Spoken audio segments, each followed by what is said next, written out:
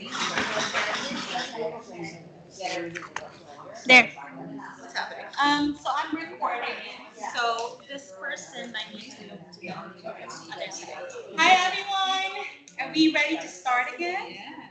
We are on the second to the last portion of this event, and I'm recording it right now. So this, whoever's sitting here, I'm so sorry. We can just scoot one man to your right or to your left. That would be great. So I am so thrilled to invite a couple of people here on stage with me, or in front, to have a panel discussion. So I'm just gonna call their names and then we're gonna introduce each other. So Amanda, why don't you join me here? Where would you like me to go? Anywhere you want, please. Gail Parker and Abby Williams. Yeah. Sit right here. Yeah. She's recording. Yeah. Thank Oh, my bad. you. Okay. She's so cute. Hold on. She is, isn't she? So, should we wait for the others to come? Okay. So, well, as you know, May is, what are we celebrating? Mental Health Month. And So- Mother's Day. And Mother's Day too. Mother's Yeah. Day. Yeah. Mother's Day. We'll talk about both of those things today. So I prepared some questions for the panel, but before that, I would like you guys to introduce yourselves first to our audience. Starting with you, Abby. Okay, hi. I'm Abby Williams, and I do a lot of different things. My calling, I think, and purpose in life was always to, I used to say, make the world a better place, and now I would probably say raise the vibration and do what we can to just, spread love. I run a nonprofit in Mexico, and I've been leading groups to Mexico for 20 years. We feed and educate children, and we help them get an education and stay in school so that they don't drop out and start working in the fields, and the cycle of poverty continues. It's also about raising self-esteem and believing that you can do it. So I've always known that I was meant to follow my dreams, and I didn't know back then it was called manifesting, but here we are all these years later, and I have a pretty vibrant nonprofit. And then I recently started a group, a couple of years ago, I started a group on Facebook called Women's Wellness Retreats, because I knew that I wanted to teach other women how to love themselves, because I had done this thing where I had given and given and given and given and given and given, and I didn't take care of myself. It was always about other people. It was always about giving. I adopted 5 children, then I had a baby, so I had 6 kids. I mean, I have like this crazy story. And so this is way too much time. I'm introducing myself, but now I know that we have to take care of ourselves in order to keep it going. And I started this thing on Facebook called Women's Wellness Retreats, and it went viral. And so now, it's like the universe sort of gave me what I asked for, and it took like 20 years, but I know now where I'm supposed to go in the next chapter. And you are the brains and hands behind your social media. And I'm also a creative artist, and I make all that stuff over there. A portion of it goes to support my nonprofit, and I also do a lot of creative, mindful art as a part of the retreats. Yeah, so if you need someone to do the artworks, arts and crafts, that would be Annie. Thank you. I'm supposed to follow it? Absolutely. All right. Very different story for me. I'm Amanda. I really believe in education and really helping everybody meet their potential, however that may look, at least give them the opportunity to, at least. And so currently I'm the regional director for Brain Balance, so my booth over there. I haven't been over there. Come talk to me. And we all are in the business of brain health, and in terms of mental health month, mental health starts in the brain. And I've been a fan of the holistic approach in terms of looking at the whole picture, not just the drug-free, for a really long time. And so if you are interested in learning more about how to really optimize your potential and your functioning, I'm the one to usually talk to.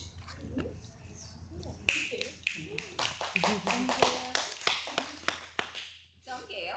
I am loved. Yes. I am loved. But I am a former mental health therapist, licensed mental health therapist. And then I started an integrative practice. And I started that practice because I encountered some health issues. And when I was trained to become a mental health therapist, we weren't told about mind, body, Oh, yeah. right? Back in the day. It was everything's connected. And however, I learned that through trying to heal myself. Half Asian Indian, grew up in the West Indies. And so we knew a lot about plants and eating from the land and healing ourselves from the land. So when I encountered some health issues, I tried to figure out, well, what else can I do other than taking pharmaceuticals? I didn't want to do that. So I had to learn how to nourish my body from the inside out. So I went back to my roots and what I knew, started studying, learning more back then, and this is like late 90s. I'm dating myself, yes. Late 90s, really, I mean, I was in Phoenix and no one was talking about a holistic lifestyle, right? You couldn't find herbs, you couldn't find an herbalist. Like now you go into the grocery store and half the grocery store you're looking at is their herbs, so you couldn't find those things. However, so I started studying and I met this lady, Rosemary Gladstar, who is one of the master herbalists nationwide, and she's in Utah. And I went and studied under her for over 5 years. I practiced and I learned about blending because there's an art to it and there's a science to blending. I often make relations to when you're using herbs, it's like an apple. Do you just eat the inside or the outside? You don't. You have to eat the whole thing in order to nourish your body. So when you're using herbs to nourish your body, it's the same way. We'll talk about that later. But part of that is that, yes, so part of what I do is I have an herbal tea company. So I started that for my integrative practice because I realized that people also needed the other side of mental health, right? They needed to nourish the inside of their bodies as well. So I had people asking me, how to do that, how do you do that? So that's what I came into. So yes, mental health therapist, author, speaker, nutritionist, herbalist. That's me. Very impressive. Thank you for joining me today. So just to start, just a little check-in, like how are you feeling emotionally and mentally, and also a follow-up question. So I'll just go this way. How do you define professionally and mentally? How would you be working in the mental health space for what? 20 years, you said? Oh yeah. So first, how And are you it's feeling? still in there. Yeah. So how am I feeling? So I am feeling after today with everything, I'm feeling in a space of where I am intentional. Taking up space, and it's okay for me to take up space. Many times we try and we dim our light, right? And we don't want to feel like we're in that space, but know that you belong here. So I feel like I belong here. I'm intended to be here for this day, for this purpose, and I'm gonna enjoy every bit of it, giving and receiving. And how do you use, your profession and your personal experience, going through all the things you've gone through, Yeah. promoting mental health, and how is it different from when you started it as a therapist versus now? Yeah, no, it is different. It's a lot different. And that's part of the reason. So again, back then, I had to give up my license. They would not allow me to talk about holistic practice under my mental health license in Phoenix at the time, right? So I had to choose. I had to choose between whether or not do I want to give people what they really need to hear and serve the population the way I really believe, because I know it healed me, and I know at the time what I was doing outside of practice and how people were receiving it. So I had to make that decision. And yes, I had to give up my license in order to practice and have an integrative therapy practice. So how I practiced then under my license versus how I do things now it's not, you still have the foundational education behind that. So for example, breaking bad habits or breaking habits, and how do you make changes? How do you change coffee addictions, right? Things like that. Yes, you have the same principles, but I come from a different space. And part of that is also understanding me. For the longest time, I fought with myself of why do I give so much? Right? But I also had to understand we talked about spiritual gifts. I had to understand my spiritual gifts. Like I have this thing for people just coming up to me and talking to me. What it is, I don't know. And it's not up to me to decide, but it is up to me to listen. Beautiful. Right? Yeah. Thank you for sharing. Amanda, as a mental health expert, a brain expert, how do you define mental health, and how does that help you show up in, your not just professionally but also in life in general? Personally. Tough question. So with mental health, I think a lot of it is that balance, that you're able to be clear, you're not in this constant struggle with decision making or building new habits or breaking habits. You're able to function and hopefully to thrive. That is my ideal of quality, healthy mental health, is you're able to thrive. And when you're not, something's off. How does that show up? You said in my world, I'm constantly reflecting and checking myself. Where I hit walls, or if I have resistance somewhere, to pause and reflect. But to also say, reflection is a skill and a practice too. So that's been quite a journey for me and continues to be that journey. It's a lifelong journey to reflect and really understand the root cause. And that's what we do a lot of brain balance. And for myself, what led me even to brain balance is understanding the root cause. And that's why we look at the whole picture. And with mental health, as she shared earlier too, it's not just how you're feeling, but what are you thinking, your spirit, the emotional, everything is connected. And that is what leads to how we feel and what we do every single day. So that's hopefully reflected in my values and my practices each moment of my life. A follow-up. Is it hard for you or easier for you, because you're a practitioner, to do it, to practice it? I would say it's harder or easier. I think with everybody, it's just it's a practice. Yeah, it's a practice. I think it's easier for me to reflect on it because I'm surrounded by it and I'm reminded of that regularly. But it doesn't make the actual doing easier. How about you? How are you? I know you're so busy. You have so many things. No, I feel really grateful to be here. I've always struggled with mental health issues. I was the 3-year-old who, I was in a therapist's office at 3 years old. I had a lot of emotional outbursts, a lot of, I think later on it was probably always ADHD, but that manifests differently in girls. And so I'm interested in your stuff.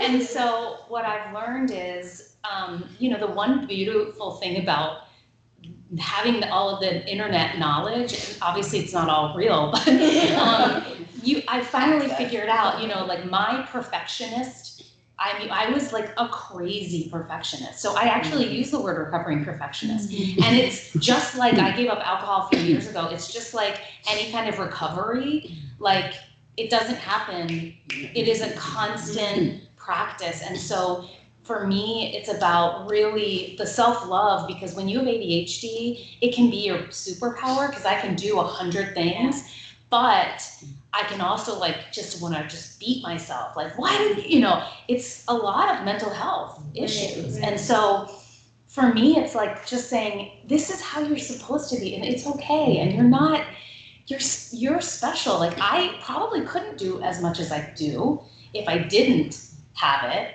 And I've never actually truly been diagnosed, but I think I know enough about mental health that I've figured it out. And I think also just women in general, this idea of constantly, this American work ethic, like this constant working, part of it I think is the generation before. So it's really about now for me, it's like, okay, Abby,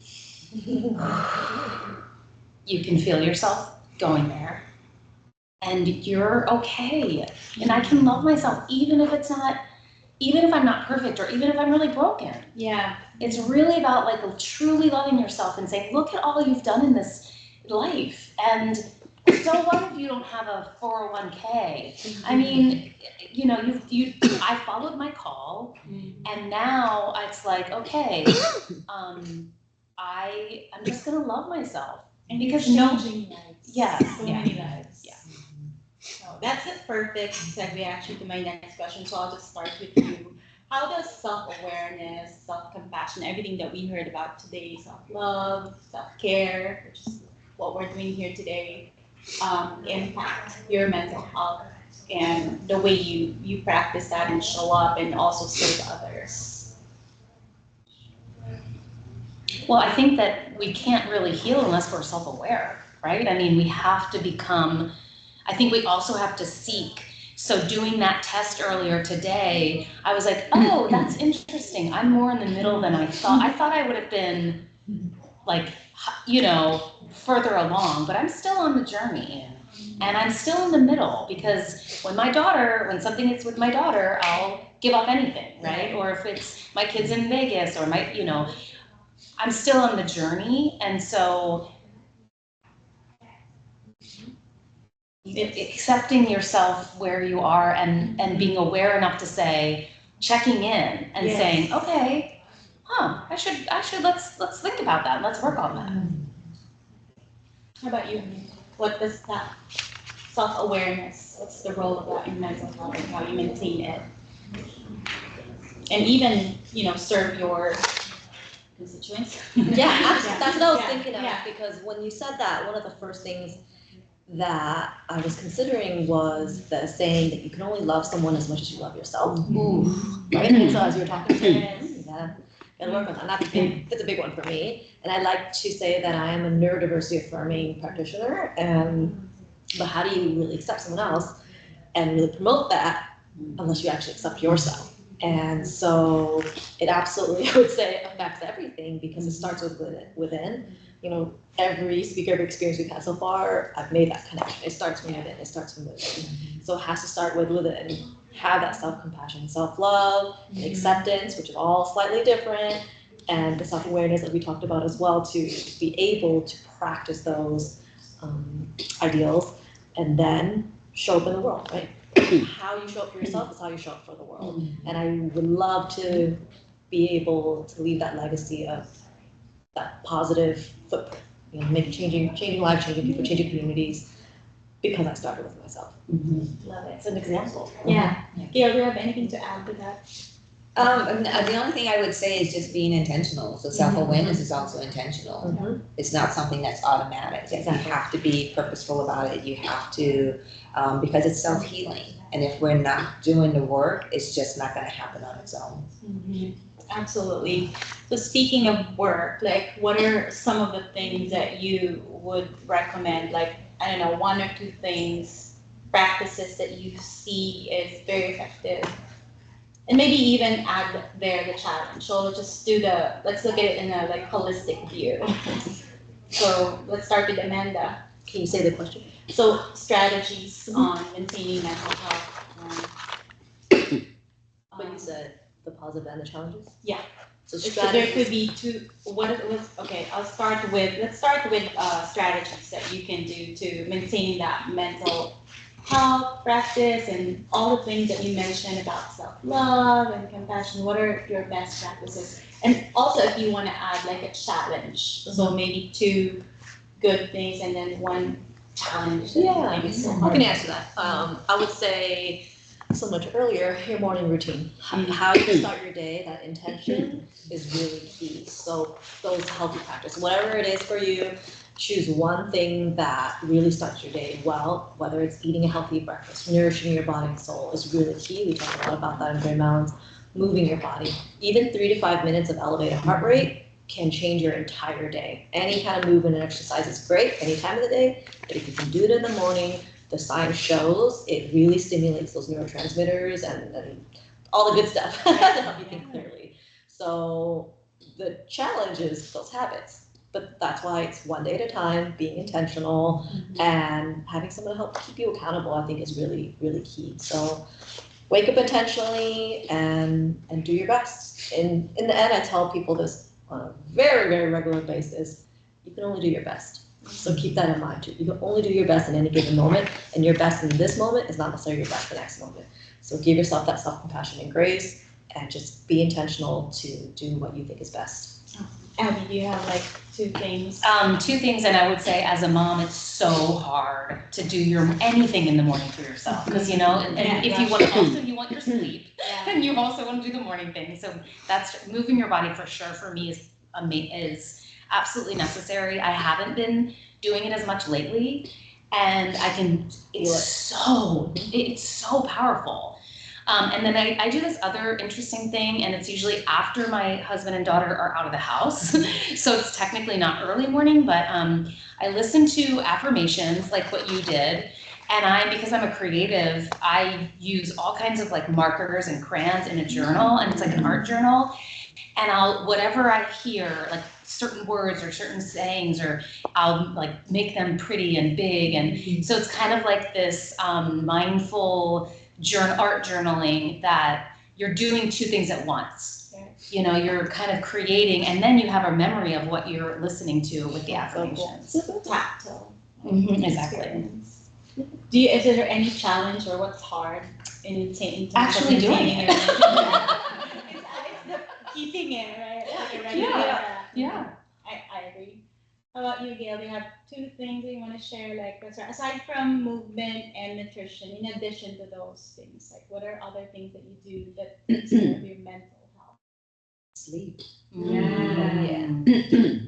It's quality sleep too, not just sleep. I have quality a follow-up on that. Yeah, and I was gonna say that quality sleep, and sometimes we think, and I was one that thought, oh, I only need like 4 or 5 hours of sleep, because literally it doesn't matter when I go to bed. I can go to bed at 3 o'clock in the morning, as long as my body knows it has had 4 or 5 hours sleep, I would wake up. But that's not quality sleep, right? So it's so important to practice that ritual of getting to bed and what that looks like for you to get there, and how do we take care of ourselves to get there.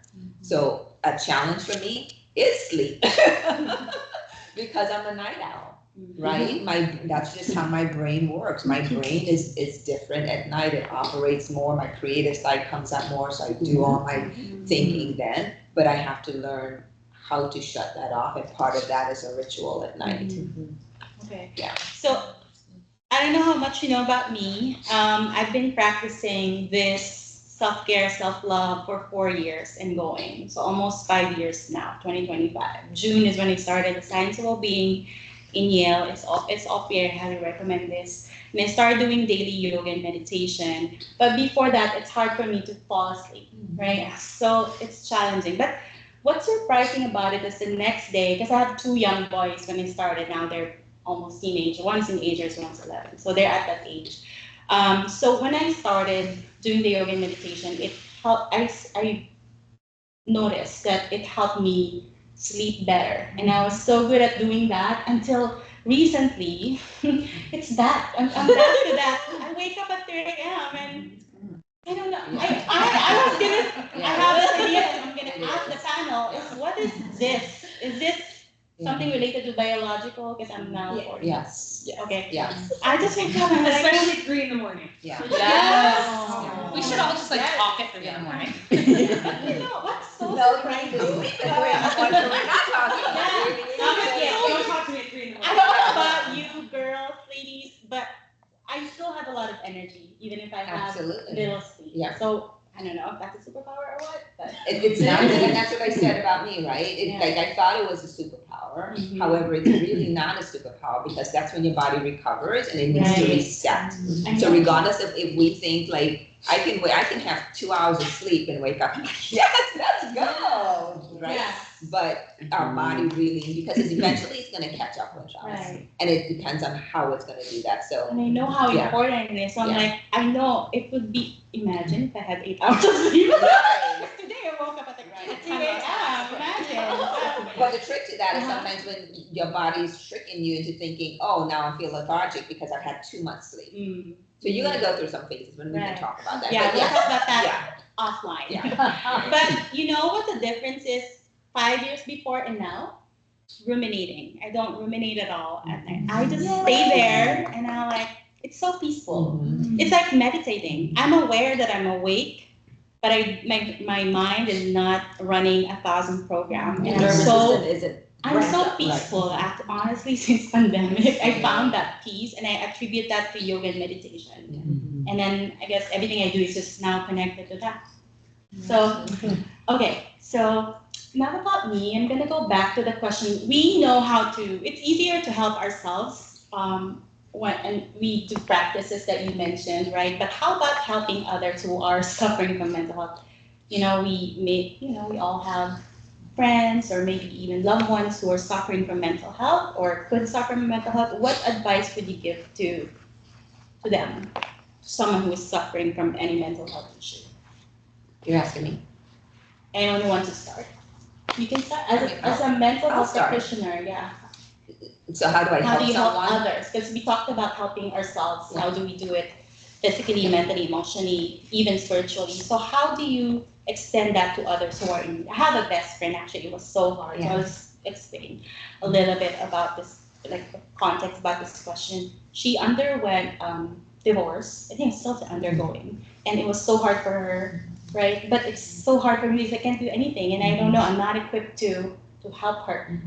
So what would you do or say to someone who's suffering from a mental health issue? Yeah, and I mean, I would say, number one, we all have mental health issues, right? We all have mental health, and therefore we have mental health issues, mental health problems, illnesses, whatever you want to label it as. So we all go through problems in life. However, for a friend, I mean, I would definitely say it depends on where that friendship lies, right? But I always bring a listening ear.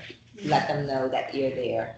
Give them that compassion, give them that grace, especially knowing that this is a different phase in your life. This is a different stage in your life. So you want to be able to extend that grace to them and let them know that they're there, that you're there for them, right? To show that compassion.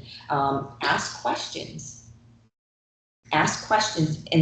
But the one thing, especially as women, and I have to say this, is that we think that we can fix everything. And we want to be able to fix them. We cannot fix them, nor are we their therapist, right? And actually, that's more disconnecting than Yes. connecting. Yes. A lot of times people are not looking for you to fix it. They're not looking for you to fix anything. Even positive things don't work. No. Because she said like, no, No. that's triggering me. I'm like, okay, I'm Right. not gonna. I don't talk anymore. I'm just listen. That's exactly what I was gonna say. Exactly. That's where the listening part comes in, right? And that's why we were given 2 ears and 1 mouth, Yeah. right? Exactly. That's why, right? So we want to listen more than we speak. Right. And typically you'll know that person, but not unless they ask a question. Even if you sit there in silence and you look at each other and nod. Yeah. And sometimes that's all we want, or That's that's what all they they need, want, and yeah. that's what they need. And allow them to be vulnerable as vulnerable can be. Like she can cry at one point and next minute, and you're like, oh my God. But allow her to be vulnerable and Yeah. allow her to have those feelings, because not many times do we get that. Not many times do we get to take off the mask, right? And just be us, or just feel what you're feeling in that moment and share it, even if we have a spouse, right? Yeah. Not many times do we get that. So if you allow your friends to just do that and be there for them in that way, there's no greater gift that you can give them without judgment. Let's put that out there as well.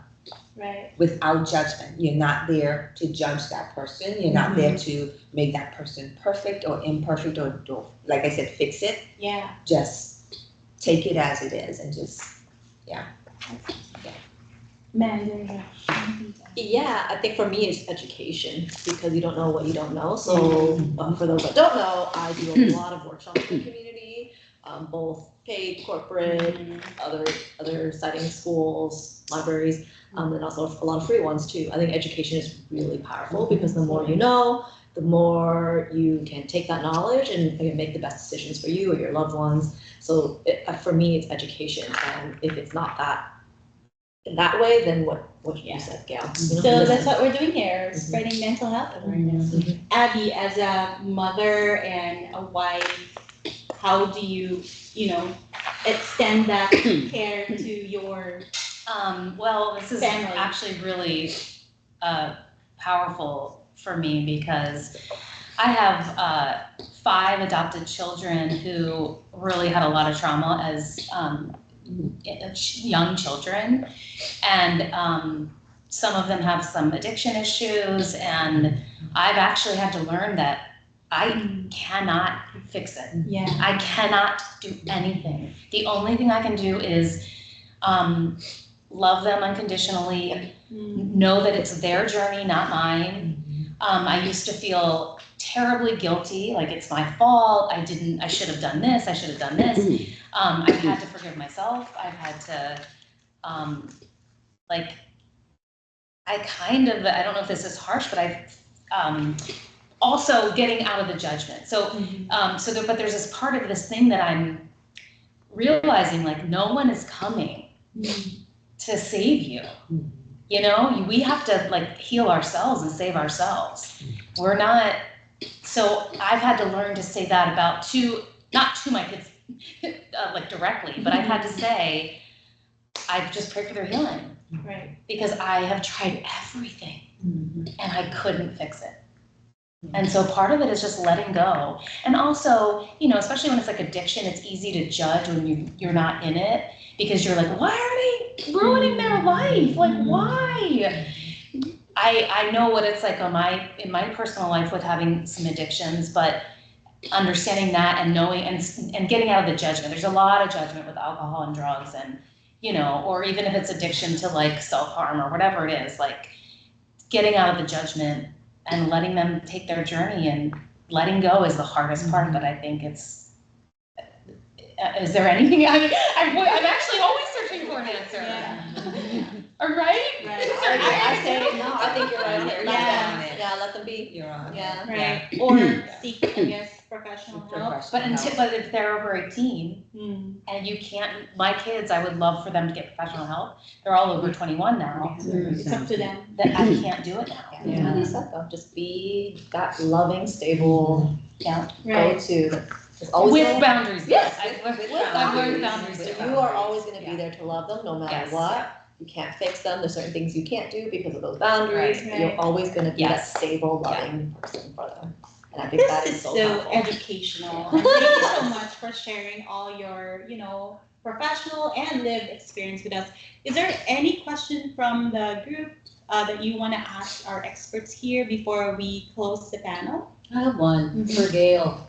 So, I've noticed that it's medication upon medication upon medication. That's the easy answer. So how do you get out of that cycle? Oh, you have a headache, medicate. Oh, you're feeling this, medicate.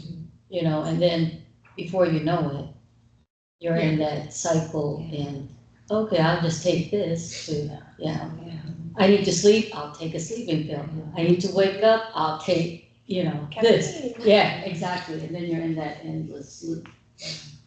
So the question is, How do you get out of it? The rat race. and Naturally. well, I think you're part of it is that it's like anything, right? Like part of it is self-awareness, and you're doing it right now. So you have to acknowledge that, right? And so you have acknowledged, whether it's you or anyone else, like what that is, and then the next step is trying to change it, right? Making some changes, and making those changes in small steps. Some people just say go cold turkey. I'm not a cold turkey person. Some people do it. I can't. I know my limits, right? Or some people just say, well, I'm gonna do da da da da da da da da da, and that's typically setting you up for failure. So you whether you write it down, you work with yourself, you try and decide, well, what is it that I want to change? But the number one thing is mindset. What do you want to do differently, and how do you want to serve your body? So for me, I think, how do I want to serve my temple? What is that goal for me, right? Like, what do I want to achieve outside of, oh, I want to wear a size, da da da. Oh, I want to do da da da. Those are all external things and those are superficial things. But literally, how do I want to feel inside? And how am I serving my temple? And it's one of the reasons I created a tease is because I want to be able to nourish my body from the inside out. So with doing pharmaceuticals or anything else that's synthetic, that's really not serving me in order for me to be at my best to show up for what my spiritual gift is to give to others and to serve others. So that's not serving me, and I can't serve others if I'm not doing that. Can I add to that? So your question is a big reason why people come to Brain Balance. They're looking for a drug-free option. How do you get out of that cycle? You talked about ADHD, that's the number one thing we see, but we also see anxiety, speaking of mental health, that's probably the number two thing we see. And in general, people are looking for drug-free options. And it's not to say that if you need the medication, it's all bad, that's why it's there. But there's another way, and that's only one piece of the puzzle. It's one piece of your brain health pillars, I like to call them. You have to understand the other pillars. We talked about sleep, I talked about exercise, nutrition, and mindset, that's a big one too. And interaction, social interaction. There's multiple pillars I talk about in my training. And understanding those various pillars and where you are on those pillars is really key to heal yourself. Again, to not demonize that, ibuprofen or whatever you're taking. It's to know, hey, that's only one piece of the puzzle though. And it's not always the easy fix because other things come along with it. But if you think about the whole foundation and what's causing these symptoms, the symptoms is just what you see. There's all this happening underneath the surface that results in our functioning. So we have to understand what's happening underneath the surface, understand your own personal foundations, and take those steps here before you try to mask and band-aid up here. Okay? Because psychological could be, your body can sometimes show the signs of what's actually, the somatics of it. because it's easier to deal with physical pain than it is actual internal pain. Like when my dad was dying, I was literally sick. It was the weirdest experience of my life. Like I was like throwing up and diarrhea and all these crazy things because my body was like, I couldn't deal with it. It was just, it's just crazy how your body, And if I may add to that, another part of that is just our society, the society that we live in. We live in a quick fix society now, right? We're in a microwave society. And we buy into that and we're brainwashed, for lack of better words, right? We're brainwashed. We see the commercials on the TV, yet a person is in pain. You're saying you're in pain and you're taking this medication, but then they go through this whole disclaimer. If I'm trying to avoid that, then you're telling me it's gonna do it anyway. But we don't hear that. We see the smiley faces and we see all the images and we hear the voices about being happy and this. So our brain is not acknowledging all the other things that they say. So we're pretty much brainwashed into believing that they are quick fixes and they're not. There is so much to discuss, but we don't have much time. So I want to ask if you have a burning question before we close out. And if there's none, I will just ask the panel. One advice for someone who is overwhelmed and don't know what to do with their mental, issues. Starting with Abby. I would say start with positive self-talk. Like I do this a lot because someone told me, you just hold yourself here and say, you're here for a reason. You were created for a reason. And it doesn't have to be, you don't even need to know exactly why that is. But you're worthy. And just saying to yourself, I'm worthy. I am worthy. I am worthy. Thank you. Breath. Pause, take that breath. No matter where you're at, what the situation is, you may not know what to tell yourself. Or we did that exercise earlier. Maybe really uncomfortable. But no matter what, everyone's breathing. But you're not aware that you're holding your breath a lot. So no matter what's going on, pause and take a breath. Love that. Yeah, to close it up. I would say in addition to that, and that's my number one, is definitely breathing, because so many times we hold our breath and we don't even realize that we're holding our breath. So if you become mindful about just breathing, just taking 2 minutes, a minute, 30 seconds, 10 seconds, 2 seconds, and just breathe and be mindful upon that. However, I say for me, it's also nature.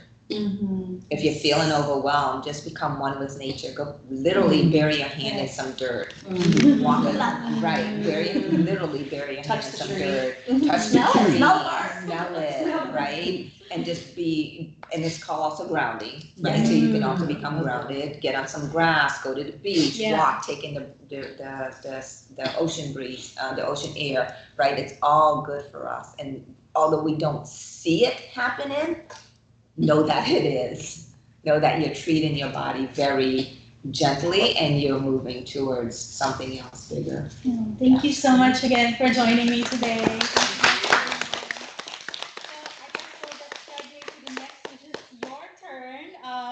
As you know, Gail is the owner of Go Cookie, so she will give us some sample, talk about the benefits, and then we'll end up with uh, relaxing sound healing before we send you home. How does that sound? Thank you so much. I just have to wait so I can get my phone. That was good words.